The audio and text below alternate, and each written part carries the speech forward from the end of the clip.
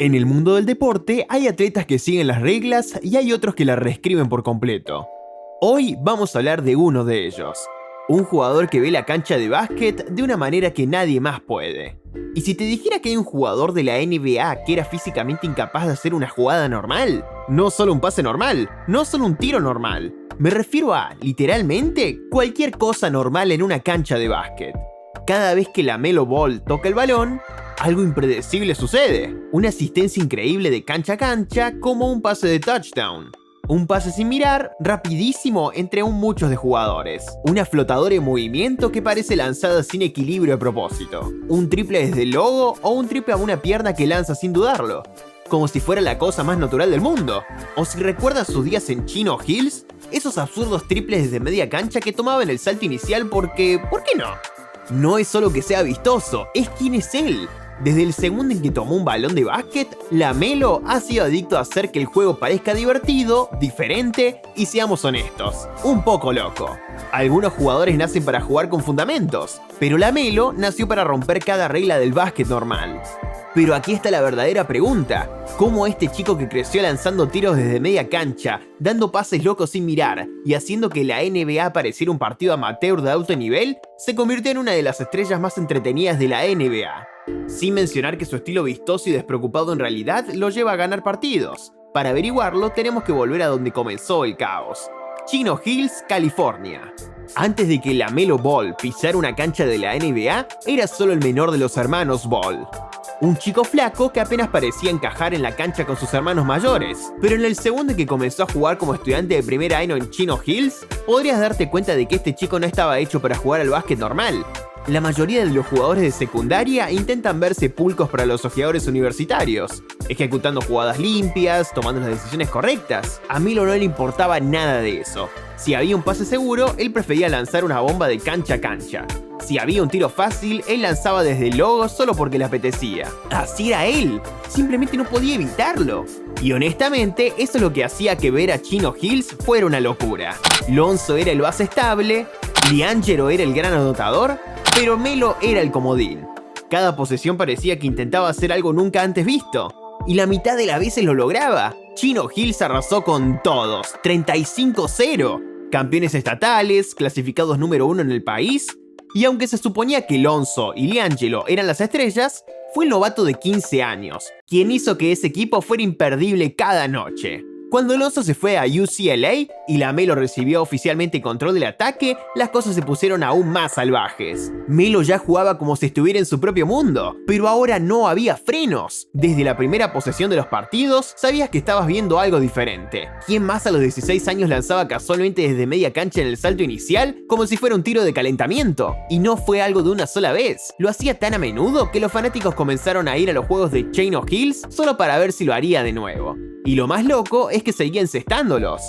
Luego vino ese partido, el que lo convirtió en una superestrella viral. 92 puntos, un número tan absurdo que la gente pensó que era falso hasta que vieron los videos. Pero no fue una exhibición perfecta de básquet de manual, fue puro Melo. Se quedaba en ataque para anotar bandejas fáciles, corría el contraataque antes que nadie, lanzaba desde lejos, metía flotadoras como si estuviera jugando un partido con sus amigos. Mucha gente lo odió, lo llamaron egoísta, dijeron que no era básquet de verdad, pero nada de eso importó porque Chino Hills ganó. Y el nombre de Melo estaba en todas partes: House of Highlights, Bally's Life, ESPN, donde sea. Y sí, las críticas seguían llegando. Los entrenadores decían que era indisciplinado. Los ojeadores criticaron duramente su selección de tiro. Pero a Melo no le importaba. No intentaba jugar al básquet normal. Jugaba a su manera, la única que conocía. Y si pensabas que los triples de media cancha y los partidos de 92 puntos eran una locura, aún no habías visto nada. Porque la siguiente parada de Melo llevaría ese caos a un nivel completamente nuevo. En Lituania, LaMelo Ball sorprendió al mundo del básquet cuando envió a LaMelo y LiAngelo al extranjero. Con solo 16 años, LaMelo Ball se convirtió en el estadounidense más joven en firmar un contrato de básquet profesional. En teoría, la movida parecía una locura. Melo apenas tenía edad para conducir y ahora lo lanzaba en una de las ligas profesionales más físicas de Europa, jugando contra hombres adultos a los que no le interesaban los videos de mejores jugadas. La mayoría de los jugadores iban a Europa para desarrollar disciplina y estructura. Pero esa es la cuestión. Melo nunca estuvo hecho para la estructura. Desde el segundo en que pisó la cancha con el BC Prenai, se podía sentir. No podía ser el mismo. El sistema lituano exigía posesiones lentas y metódicas, y un movimiento de balón preciso. El juego de Melo era todo lo contrario. Él prosperaba en el caos, en la transición, en la libertad. Y ahora estaba atrapado en una ofensiva que trataba cada posesión como una partida de ajedrez. Su creatividad se sentía enjaulada. Cada vez que tenía minutos no podía evitarlo. Seguía lanzando triples lejanos al principio del reloj de posesión, seguía intentando pases locos sin mirar entre el tráfico y seguía lanzando pases largos de cancha a cancha que no tenían por qué funcionar. Y los entrenadores lo odiaban, lo sentaron en el banquillo, lo criticaron y a veces apenas tocaba la cancha. Pero no se trataba de que Melo fuera desafiante. Literalmente, no podía forzarse a jugar al básquet normal. Sus instintos se apoderaban de él, veía líneas de pase que nadie más imaginaba, jugaba un ritmo que no existía en el básquet europeo y cuando funcionaba, era un vistazo al futuro. Sus asistencias de cancha completa sorprendían a los defensores veteranos. Sus pases picados sin mirar saliendo del pick and roll dejaban a los defensores congelados. Aún se podían ver destellos de genialidad luchando por abrirse paso a través de la estructura. Pero la mayoría de las veces no funcionaba. Su selección de tiro parecía imprudente, su defensa era casi inexistente, y su cuerpo delgado no podía soportar el físico. Los medios lituanos lo destrozaron y sus entrenadores no tuvieron paciencia con su estilo. Sin embargo, a pesar de eso, Melo nunca cambió. No le importaba si lo sentaban en el banquillo, porque jugar a lo seguro simplemente no estaba en su ADN.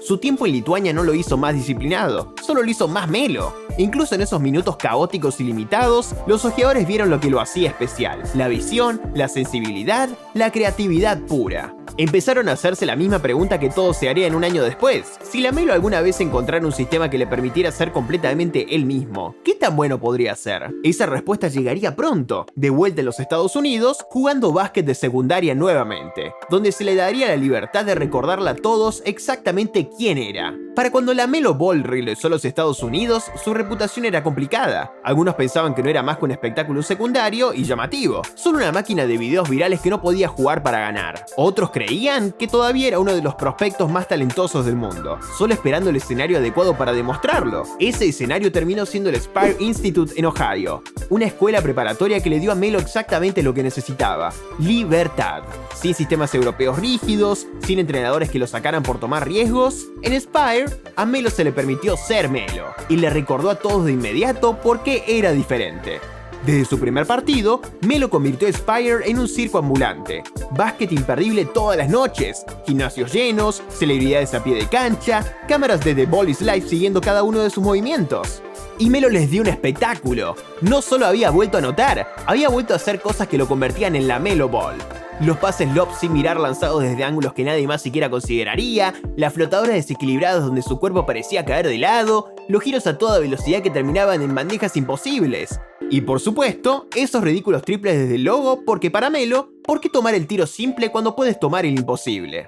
Lo increíble es que funcionaba. La gente le había estado suplicando que bajara el tono, que jugara más normal. Pero Spire demostró que el estilo vistoso e impredecible de Melo no era una debilidad, era su superpoder.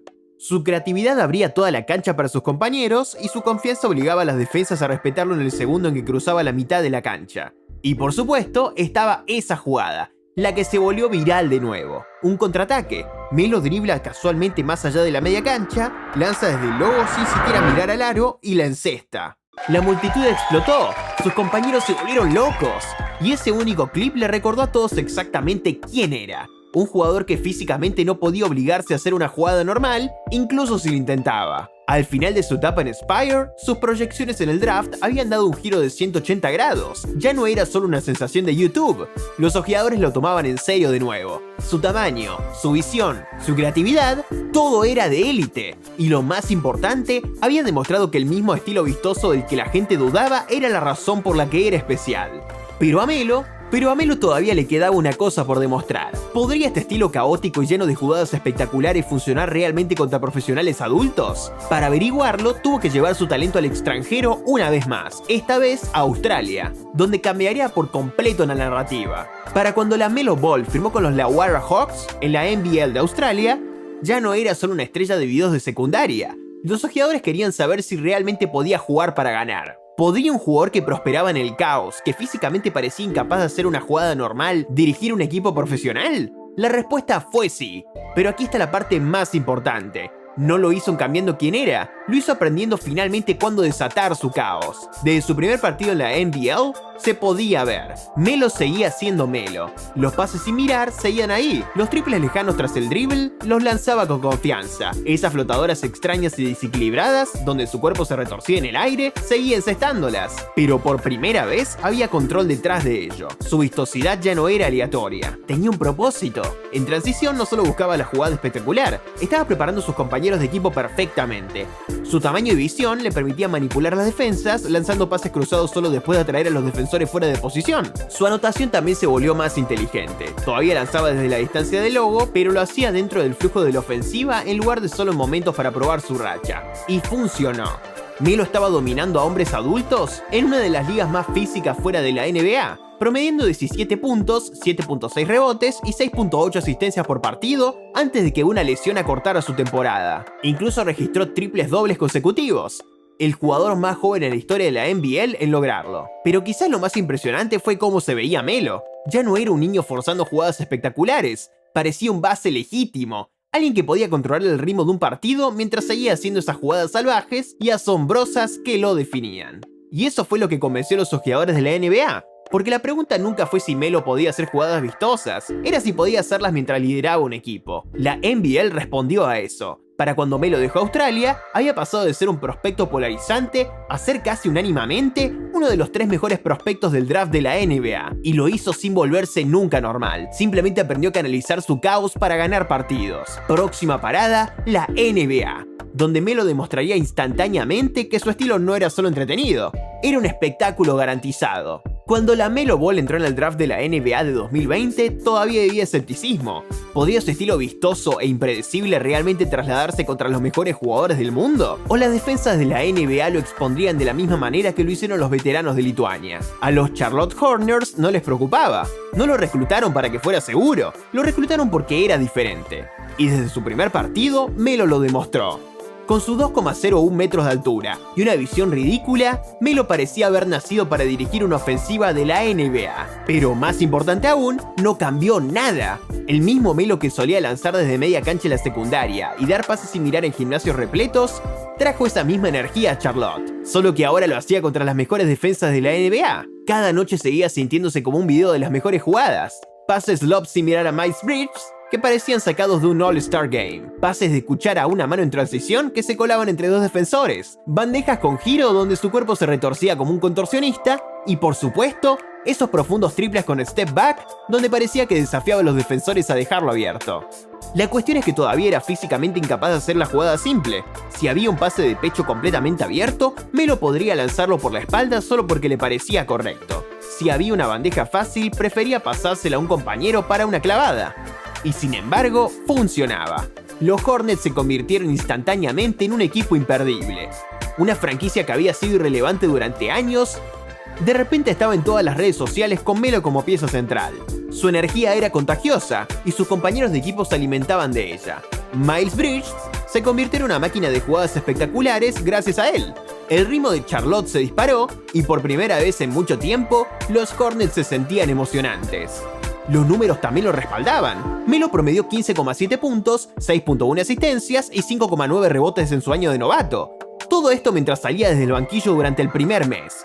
A mediados de temporada se había hecho con el puesto de base titular y para fin de año estaba levantando el trofeo de novato del año. Y la mejor parte, lo hizo todo manteniéndose fiel a sí mismo. No moderó su juego para el NBA, no se convirtió de repente en un base de sistema aburrido, demostró que se puede ganar partidos sin sacrificar la creatividad.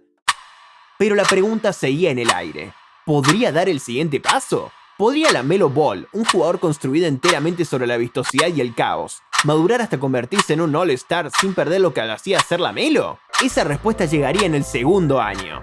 Para su segunda temporada en la NBA, la Melo Ball ya había demostrado que era un espectáculo. Pero ahora las expectativas eran más altas. Ser novato del año fue genial, las jugadas espectaculares eran geniales, pero la pregunta era, ¿podía liderar un equipo hacia la victoria sin dejar de ser LaMelo Ball? La respuesta llegó rápidamente. Desde las primeras semanas de la temporada 21-22, Melo se veía más preciso, más fuerte y con más control, pero nunca perdió su estilo. Promedió 20 puntos, 7 asistencias y 6 rebotes. Obtuvo su primera selección para el All-Star con solo 20 años y convirtió a los Hornets en un contendiente legítimo para los playoffs por primera vez en años. ¿Qué cambió? Finalmente aprendió a elegir sus momentos. El Melo loco e impredecible seguía ahí. Seguía lanzando pases sin mirar a toda velocidad en transición. Seguía lanzando triples con step back desde mucho más allá del arco. Y seguía intentando flotadoras que parecían físicamente imposibles. Pero ahora había equilibrio. En lugar de forzar jugadas espectaculares en cada posesión, comenzó a mezclarlas con lecturas inteligentes y simples cuando la defensa se las daba. Pero no te equivoques, no podía dejar de ser Melo incluso cuando lo intentaba. Había partidos en los que podías verlo empezar a jugar al básquet normal durante unas pocas posesiones, solo para volver a caer en sus instintos naturales. Un pase por la espalda cuando un pase de pecho habría sido más fácil, un triple lejano al principio del reloj de posesión porque lo sentía, un pase largo de cancha a cancha a un compañero que ni siquiera estaba mirando hasta que el balón ya estaba en el aire, y eso es lo que lo hacía tan peligroso. Las defensas no podían predecir lo que iba a hacer porque a veces ni él mismo sabía lo que iba a hacer hasta el último segundo. Lo más importante es que sus compañeros confiaban en él.